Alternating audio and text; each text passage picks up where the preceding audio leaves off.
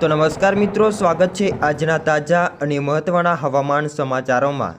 मित्रों, आज तारीख 2 ऑगस्ट 2025 ने वार थयो छे शनिवार। नवा महीनानी शरूआत थई गई है और जाणीशुं के आज दिवस दरमियान गुजरातनुं वातावरण केवुं जोवा मळवानुं छे। वराप निकळशे के पछी वरसाद जोवा मळवानो छे। साथे साथे आगामी दिवसोने लईने शुं आगाहीओ सामे आवी रही छे तेना विषे पण अपडेट मेळवीशुं। तो हवामान विभाग द्वारा शुं आगाही करवामां आवी छे तेना उपर पण एक नजर करीशुं।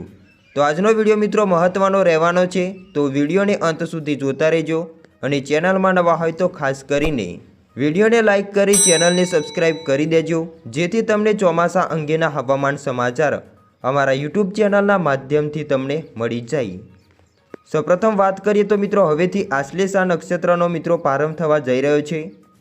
आवतीकाले आश्लेषा नक्षत्रनो प्रारंभ थवानो छे અને નક્ષત્ર બદલાશે એટલે વરસાદની ગતિવિધિમાં પણ બદલાવ જોવા મળી શકે છે। અત્યારે હાલ વાત કરીએ તો ઘણા વિસ્તારોની અંદર વાદળછાયું વાતાવરણ જોવા મળી રહ્યું છે, તો અમુક ભાગોની અંદર તડકો પણ જોવા મળી રહ્યો છે।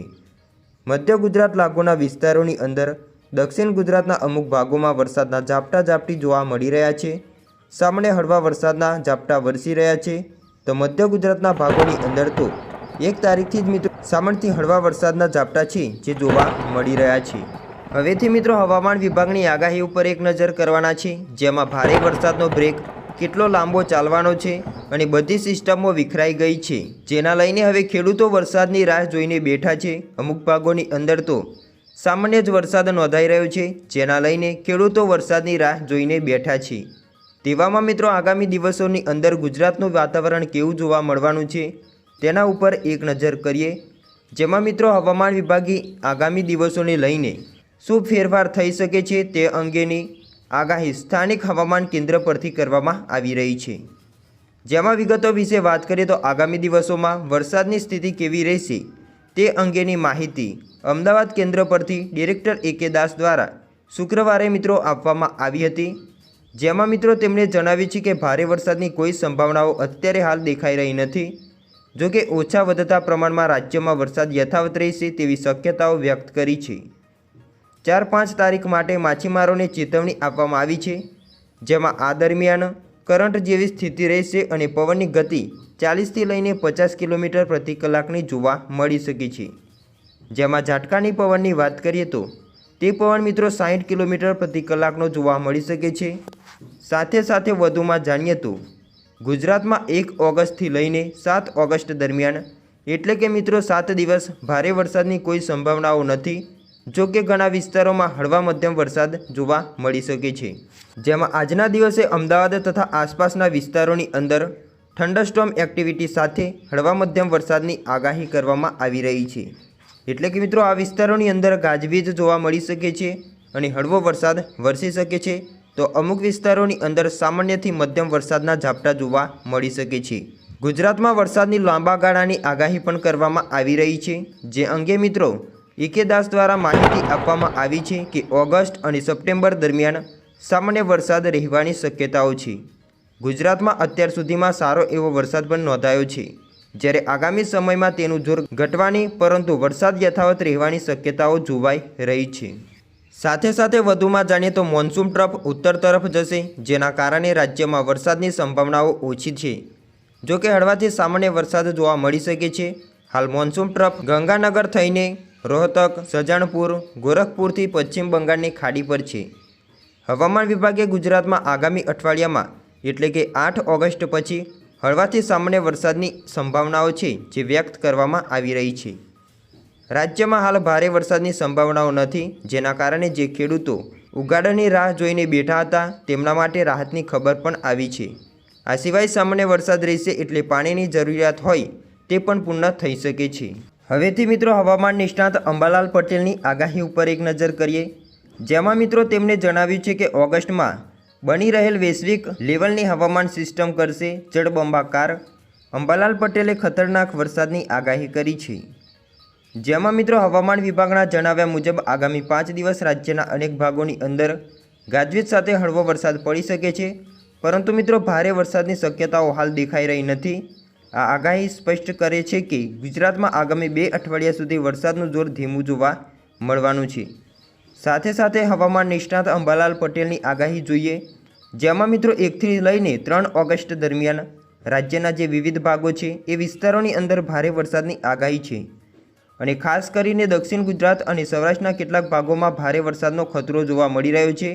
તો 6 થી લઈને 10 ઓગસ્ટ દરમિયાન સૌરાષ્ટ્ર, મધ્ય અને દક્ષિણ ગુજરાતમાં સામાન્ય વરસાદ જોવા મળી શકે છે, પરંતુ ચોંકાવનારી આગાહી એ છે કે ઓગસ્ટના અંતિમ સપ્તાહમાં ભારે વરસાદની સિસ્ટમ મિત્રો બનવાની શક્યતાઓ દેખાઈ રહી છે, જેમાં મિત્રો ઓગસ્ટના અંતિમ સપ્તાહમાં વૈશ્વિક લેવલની હવામાન સિસ્ટમ બની શકે છે। આના કારણે મુંબઈ અને મહારાષ્ટ્રમાં ભારે વરસાદની સાથે સાથે સૌરાષ્ટ્રના કેટલાક ભાગોમાં પૂરની શક્યતાઓ જોવા મળી શકે છે। સાથે મિત્રો હવામાન નિષ્ણાત પરેશ ગોસ્વામીએ જણાવ્યું છે કે બંગાળની ખાડીની સિસ્ટમના કારણે ઉત્તર અને ગુજરાત અને મધ્ય ગુજરાતમાં સારો વરસાદ જોવા મળ્યો હતો, પરંતુ કચ્છ અને સૌરાષ્ટ્રમાં ખાસ કરીને વરસાદ નોંધાયો નથી અને હવે આ સિસ્ટમ આપણાથી દૂર ગઈ છે, જેના લઈને આ સિસ્ટમ નબળી પણ પડી ગઈ છે। એટલે મિત્રો અત્યારે હાલ ઓછા વરસાદની શક્યતાઓ દેખાઈ રહી છે। સાથે મિત્રો 2 દિવસ દરમિયાન ઉત્તર ગુજરાત, મધ્ય ગુજરાત અને મધ્યપ્રદેશ બોર્ડર લાગુના જે વિસ્તારો છે ત્યાં મિત્રો સારો એવો વરસાદ પણ જોવા મળી શકે છે। ત્યારબાદ 2 ઓગસ્ટ સુધી હળવા વરસાદના ઝાપટા જોવા મળવાના છે। જુલાઈ મહિનાની જેમ ઓગસ્ટમાં પણ સારો વરસાદ વરસશે। ઓગસ્ટ મહિનાનો તો સારો રહેશે અને સપ્ટેમ્બર મહિનો પણ ખૂબ સારો રહેવાની શક્યતાઓ છે। વધુમાં મિત્રો 17 થી 20 તારીખ સુધી સારો વરસાદ પડશે અને આ મહિનાના છેલ્લા અઠવાડિયામાં સારો વરસાદ જોવા મળી શકે છે। ઉત્તર ગુજરાત, મધ્ય ગુજરાત, સૌરાષ્ટ્ર, કચ્છ અને ઉત્તર દક્ષિણ ગુજરાતનો સમાવેશ કરવામાં આવી રહ્યો છે। આ વિસ્તારોની અંદર સારો એવો વરસાદ ખાબકી શકે છે। વરસાદની સાથે સાથે ભારે પવન ફૂંકાય તેવી પણ શક્યતાઓ છે। તો 15 સપ્ટેમ્બર સુધી ગરમી અને બફારાની સ્થિતિ સામાન્ય રહેશે, પરંતુ 15 સપ્ટેમ્બર સુધીમાં ગરમી અને ઉકળાટનું પ્રમાણ વધશે। 6 થી લઈને 10 ઓગસ્ટ સુધી વરાપનો માહોલ જોવા મળી શકે છે। આ દિવસો દરમિયાન ખેડૂતોએ જો ખેતી કાર્યો થઈ શકે તેમ હોય તો વહેલી તકે પૂર્ણ કરવાની સલાહ પણ આપવામાં આવી છે। બાદમાં 10 ઓગસ્ટના રોજ બંગાળની ખાડીમાં લો પ્રેશર બનશે। જો ફરી વરસાદનો રાઉન્ડ આવે તો આ કાર્યો અધૂરા રહી શકે છે। આ વરસાદની સિસ્ટમ 10 ઓગસ્ટના રોજ બંગાળની ખાડીમાં બનશે। ત્યારબાદ તેમનો ટ્રેક નક્કી થયા બાદ આગળના વરસાદના રાઉન્ડ વિશે ચોક્કસ મિત્રો જાણકારી મળી શકે છે। જોકે ખેત કાર્યો સમયસર પૂરા કરવા માટેની ખેડૂતોને અપીલ કરવામાં આવી રહી છે। વધુમાં મિત્રો અત્યારના હાલ મેપ પર તમે જોઈ શકો છો કે સૌરાષ્ટ્રના ઘણા ભાગોની અંદર આજે દિવસ દરમિયાન વરસાદના ઝાપટા જોવા મળી શકે છે, જેમાં વિસ્તારો ઉપર એક નજર કરીએ તો તમે જોઈ શકો છો કે જે જામનગર લાગુના વિસ્તારો, દ્વારકા, જૂનાગઢ, ભાવનગર, ધાન લાગુના વિસ્તારો છે, જ્યાં મિત્રો સામાન્યથી હળવા વરસાદના ઝાપટા જોવા મળી શકે છે। વધુમાં વિસ્તારો ઉપર એક નજર કરીએ તો પોરબંદર, ભાણવડ, અમરેલી, જૂનાગઢ, ગોંડલ, જસદણ, બોટાદ, ભાવનગર લાગુના વિસ્તારો છે, ત્યાં પણ મિત્રો સામાન્યથી હળવા વરસાદના ઝાપટા જોવા મળી શકે છે।